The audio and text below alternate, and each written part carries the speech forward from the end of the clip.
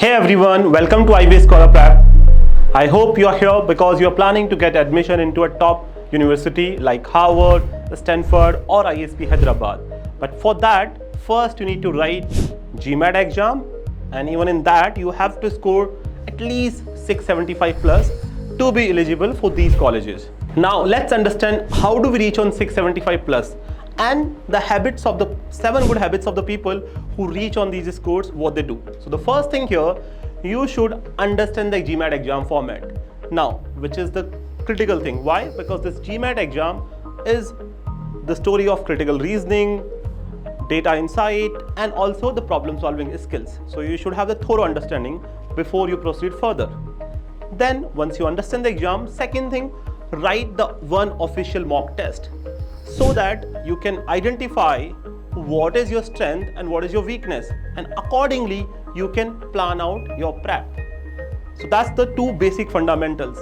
Once you are thorough with your review of the first mock test, now the third point here, plan your prep as per your own pace.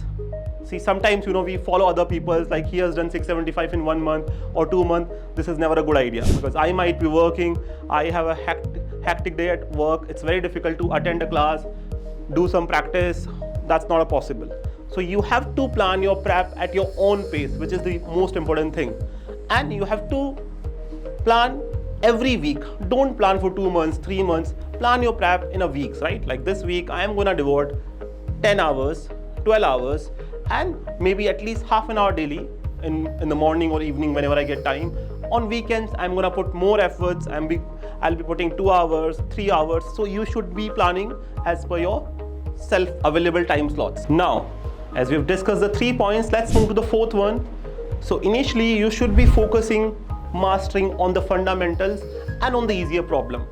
Don't try to jump on the high level problems. You might be looking at, let's say, GMAT Club or some other resources. So always go on the first fundamentals and then try to understand the easy level problems. Once you master that, then it's time to move to the hard level problems, right? Medium and hard level problems. So always follow this plan. Now, after this, once you follow this plan, try to find a study partner. So that's the fifth point. It's because GMAT is very complex task to prepare. It's very daunting.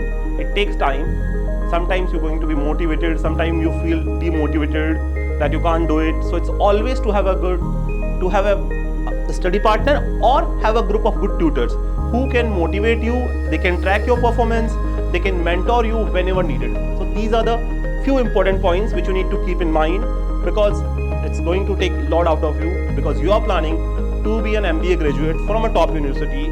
So GMAT is an exam which is going to test on all these skills. Now let's move to the sixth point.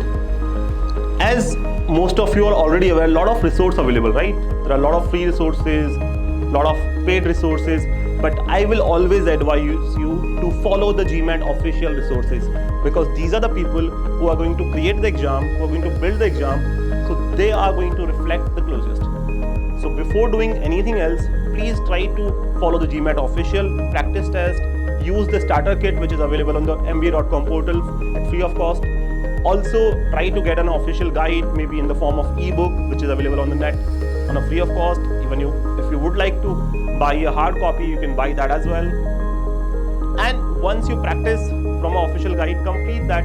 After that, you can move to the complex level of the problem. Now, coming to the last and the most important point, which is 7th, take regular mock test before writing the real exam, because this will give you a confidence and the practice which you can reflect in the real exam. So this is the most important one, because most of the people who do mock, they always score nearby in their real exams. Let's say if you're doing 620 plus in the mock test, there will not be going to be any kind of miracle in the real exam that you're going to score 700. So rely on your mock test. You can buy the official ones, you can buy any one resource. Other than the official resource, just follow any one resource, whichever you like, right?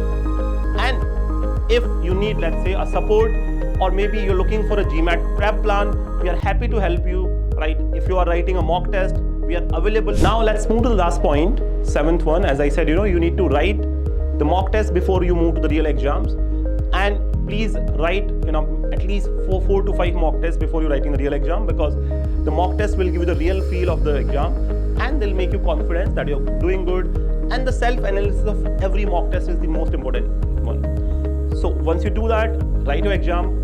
If you need any help or any kind of support, because we provide a dedicated study plan where we follow a practice of a concept which goes from easy to medium to high level, you can always get in touch with us. Even if you want to have just only a study plan, we are there to help you.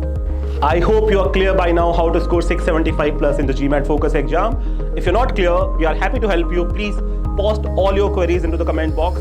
We'll be answering that. Even if you need just a prep plan, we are happy to help you in that as well. And even if you need just a mock test analysis and discussion, we are again there for you. Thank you very much.